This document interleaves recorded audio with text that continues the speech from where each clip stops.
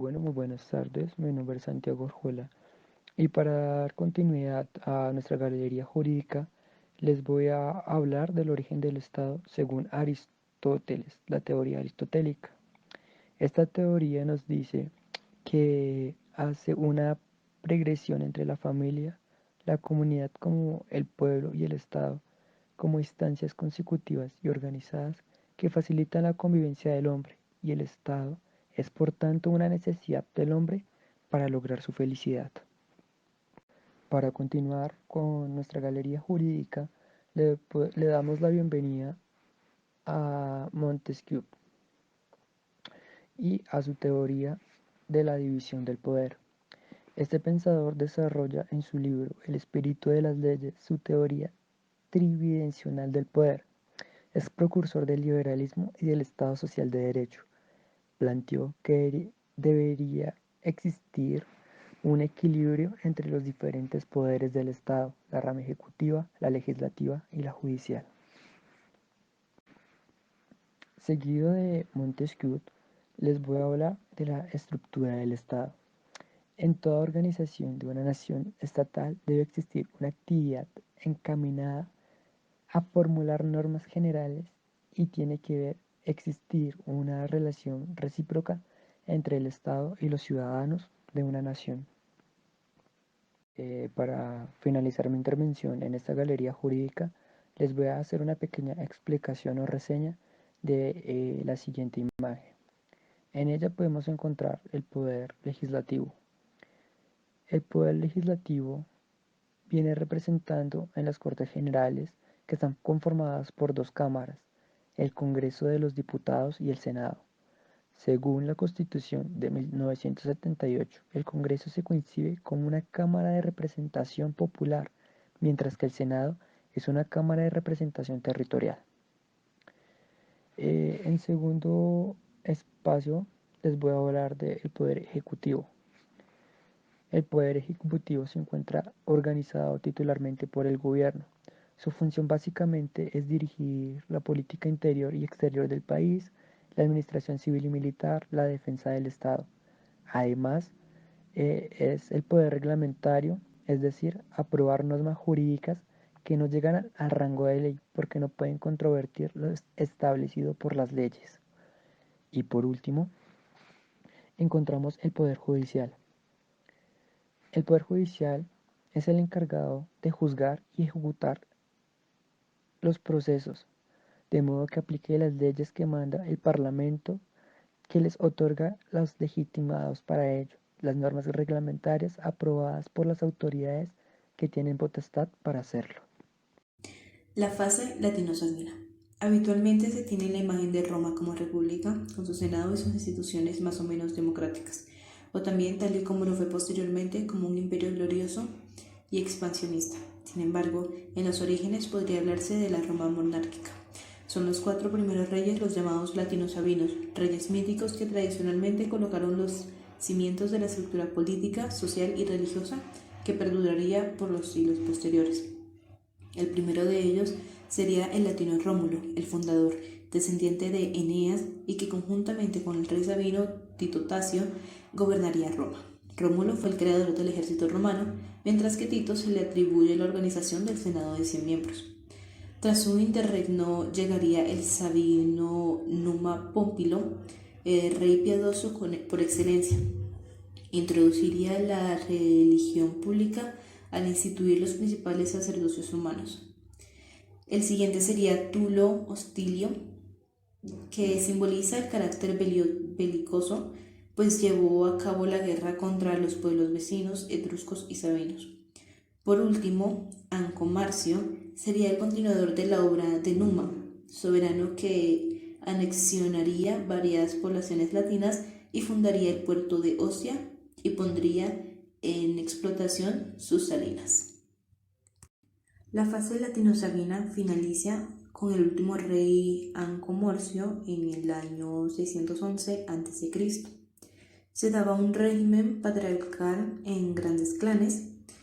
Su poder político estaba en mando de los paters, ya que ellos elegían al rey, y se dedicaban al pastoreo y a la agricultura. Organización política etrusca. Las ciudades etruscas estaban gobernadas por un rey que ejercía un poder absoluto, judicial, militar y sacerdotal. Eran monarquías dinásticas, es decir, que el poder se heredaba dentro de la familia. Hacia el siglo V a.C., algunas ciudades pasaron a tener un sistema de gobierno oligárquico con un senado, magistrados y asambleas populares. La organización social etrusca. La sociedad etrusca estaba formada por una aristocracia constituida por familias ricas y poderosas, plebeyos que podían ser asalariados dependientes de la aristocracia o comerciantes y artesanos independientes, y esclavos, los cuales eran muy numerosos y se ocupaban de las tareas domésticas y productivas. Las mujeres etruscas tenían una libertad mayor que las demás mujeres de la sociedad en esa época. A través de los relatos de autores griegos y romanos de la época, se sabe que realizaban las mismas actividades que los hombres. Entre ellas participaban en los banquetes y de los juegos gimnásticos, incluso podían dar su nombre a sus hijos. Es decir, que los linajes en ocasiones eran matrilineales. Religión etrusca. Los etruscos eran politeístas. Sus dioses recibieron la influencia de sus vecinos griegos y a su vez influyeron sobre los romanos. La tríada etrusca integrada por los dioses se asimiló a la traída capitolina romana. La vida después de la muerte tenía gran importancia para la religión etrusca, tal como lo demuestran las enormes necrópolis que se han conservado. Arte etrusco. La mayor parte de lo que se conoce del arte etrusco proviene de las necrópolis. En los cementerios ubicados fuera de las ciudades existían distintos tipos de edificios funerarios, desde cavernas excavadas en las rocas hasta habitaciones por debajo del nivel del suelo, que se cubrían con tierra para simular una colina. Los etruscos reproducían en las tumbas las habitaciones de sus casas con todo lo que el fallecido podría necesitar. Así estaban repletas de objetos de la vida cotidiana y de pinturas que representaban fiestas, escenas musicales y actividades diarias. La pintura solía estar realizada en escenas continuas en las que predominaban los colores rojo, azul y verde. Proseguimos con la fase etrusca, quienes fueron una civilización que habitó el centro de la península itálica entre los siglos VIII y III a.C., hasta que su territorio fue conquistado por la expansión romana aproximadamente en el año 509 a.C.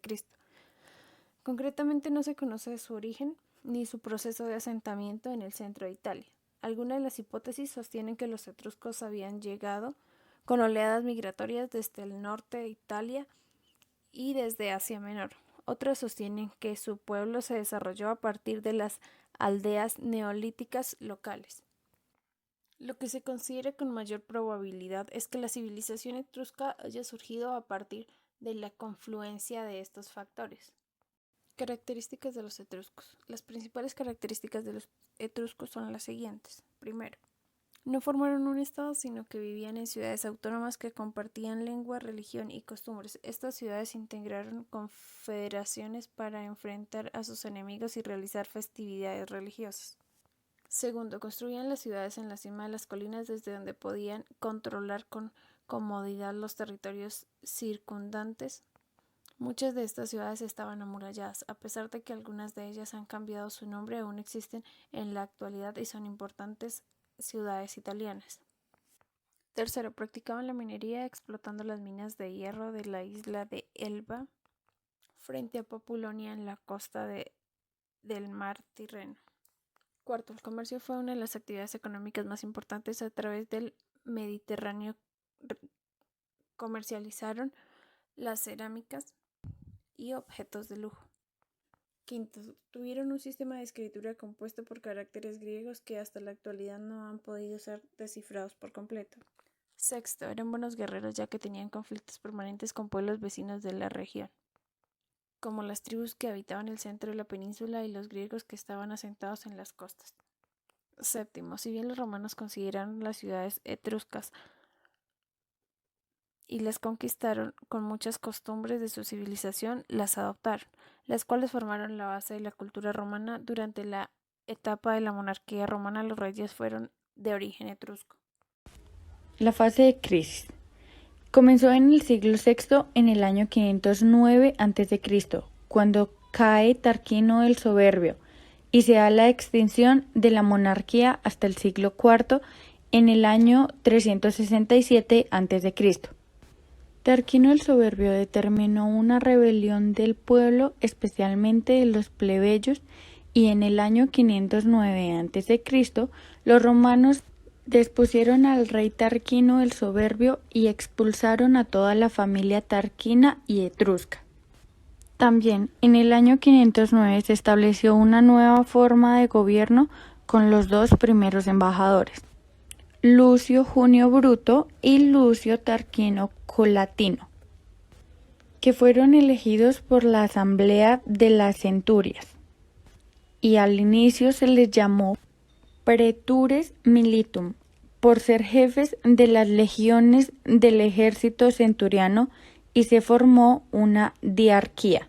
La diarquía se dividió en dos, como lo fue la diarquía pretorial militar y la diarquía consular. Tarquino el Soberbio dejó un recuerdo tan odioso en la memoria de los romanos que durante toda la historia los reyes jamás volvieron a Roma. Y fue así como la fase de crisis representó la degeneración de los ordenamientos típicos del Estado. Entre el siglo VI y el siglo IV, con las leyes Licini Sextial, se llegaron a acuerdos entre patricios y plebeyos que estableció en Roma la República y el inicio de un nuevo periodo preclásico. La revolución de la plebe llevó progresivamente al reconocimiento del ejército centuriatus como una asamblea política patricio-plebeya. El conflicto surgió del deseo de los plebeyos de lograr la igualdad política. Se inició con la sección plebis del 494 a.C. y culminó en el 287 a.C. Después de 2 años de confrontaciones que dominaron la vida política de los inicios de la República Romana. Buenas tardes, mi nombre es John Sebastián Galvez Aguilar y continuando con la exposición, hoy les vengo a explicar qué significa Ius Spiritum. Para entender su significado, primero debemos remontarnos a su significado etimológico, donde Ius significa derecho y Spiritum hace referencia a los quirites que hicieron parte de la antigua Roma, o sea, los ciudadanos romanos. El Ius Spiritum también es conocido como el Ius Civilis, que era el conjunto de reglas que regularon las relaciones de todos los ciudadanos romanos.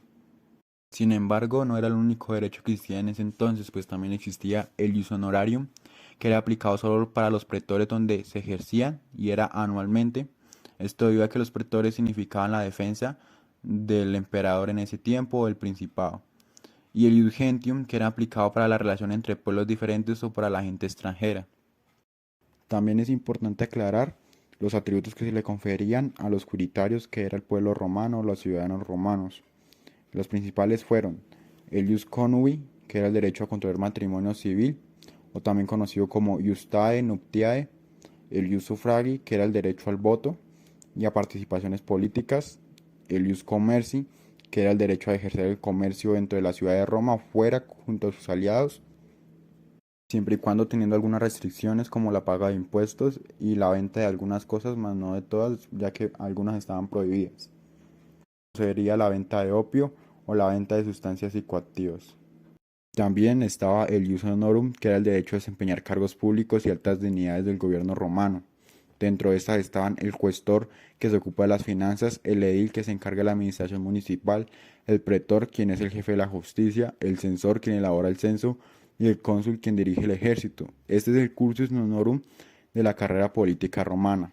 Y por último teníamos el Ius Testamenti, que era el derecho a extender el testamento, es decir, de adquirir más bienes debido a su gran suma de dinero o a la capacidad adquisitiva económica que tenía en ese entonces. Bueno, la ley de las 12 tablas. La ley de las 12 tablas se produjo a mediados del siglo V a.C. y está inspirado por el principio de la igualdad de la ley. Hasta el día de hoy no se sabe con certeza el contenido exacto de dicha ley, pero gracias a la historiografía de Roma se deduce que contendría lo siguiente. Bueno, las tablas 1, 2 y 3 contendría el derecho procesal penal, que éste poseía la facultad de acciones judiciales para que las personas pudieran ejercer su defensa a prueba de los derechos romanos de ese momento. Las tablas 4 y 5 eran el derecho de familia y sucesiones, tenían como finalidad regular las normas relativas respecto a la tutela de menores de edad, la curatela y las sucesiones. Ante estas tablas dictadas se le dio preferencia a la sucesión testada, y cuando era intestada la ley establecía como herederos a los hijos y a la esposa. En estos casos la esposa entraba como si fuera un hijo más en las herencias. Las tablas 6 y 7, era el derecho de obligaciones reales. En estas se querían regular los negocios jurídicos y se destacaban los cambios como que los deudores ya tenían obligación de hacer la prestación del acreedor y en caso de incumplimiento el acreedor podría iniciar una acción judicial. Por otro lado, se regulan las transferencias de bienes, por ende el contrato de compraventa no es suficiente para transferir una propiedad de modo pleno. Entonces establece que ante los negocios jurídicos debe haber un libripens, que en otras palabras será un portador de la balanza, y 5 testigos o, como lo dicen actualmente, un notario. Las tablas 8 y 9, el derecho público o el derecho penal de esta época. En estas tablas aparece implícitamente la diferencia entre dos ámbitos del derecho penal, que es el público y el privado. Pues el público se ocupa de actos ilícitos penales que atentarán contra el pueblo romano. En este se incluyen las traiciones hacia el pueblo romano en sí y de los actos más graves como homicidios, y por otro lado se encuentra el privado, que eran de menor gravedad y de percusión a instancia de las víctimas, como robos, daños a bienes y lesiones personales. Las tablas 10 contenía las normas sobre entierros, incineraciones y funerales. En este caso se prohibían ya los entierros en las ciudades. Las tablas 11 y 12 prohibían los matrimonios mixtos, o sea, los patricios y los plebeyos.